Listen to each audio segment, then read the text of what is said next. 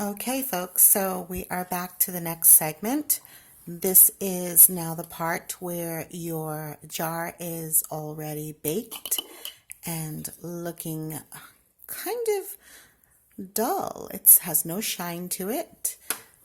And now you're going to complete the next few steps, and hopefully if my camera shuts off or abruptly the video just stops, don't worry.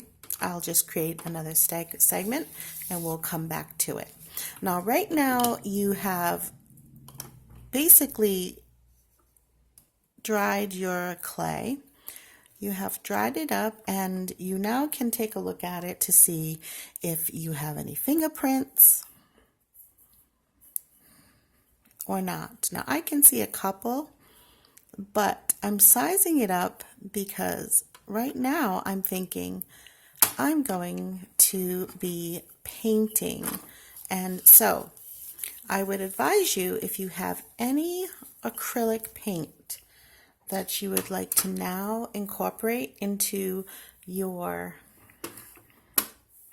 project, I suggest you grab your paintbrush, get your acrylic paint, any color will do. And in this case, I am going to still do, I believe I'm going to still do the same color. So right now it'll be an enamel because we're going to paint the glass. Now you can use regular old acrylic. It doesn't have to say enamel because you're still going to paint and seal. So the other thing that you might want, since you're getting additional supplies to get ready to do your next steps, would be you would want to have some Mod Podge. So I'm going to grab my Mod Podge, which is somewhere out of my reach. I hope I didn't put it in my other, I think I did. Mod Podge.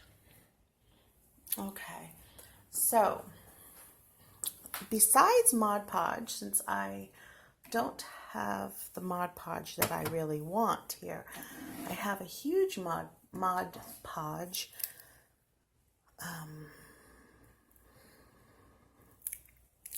that I have in the other art area. So you will be able to use Mod Podge if you have it. That's fine.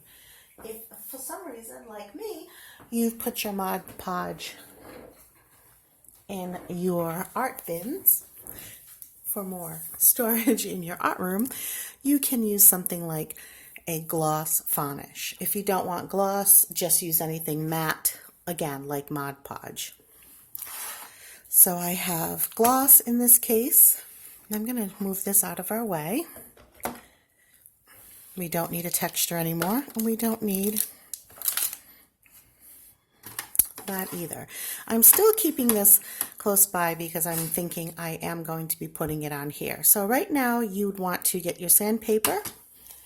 If you have sandpaper and you have some marks on your work here that you'd like to see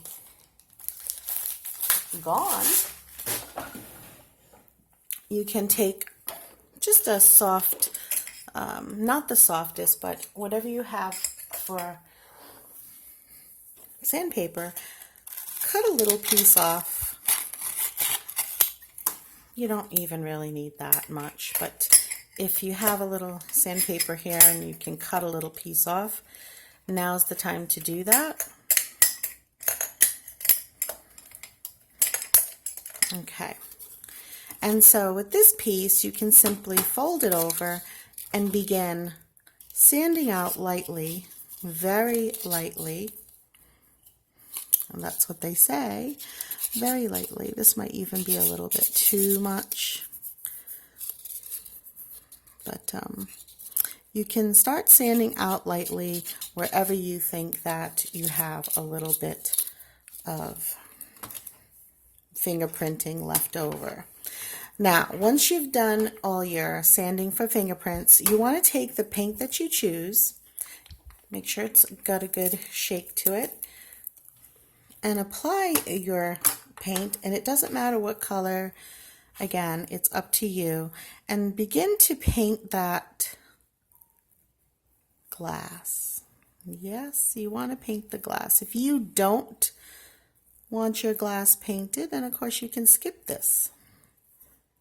This will be a few coats of painting because again, you do have to wait till the first coat dries. So just generally go around covering your glass. I like the painted glass. Doesn't mean that you have to do it, but again,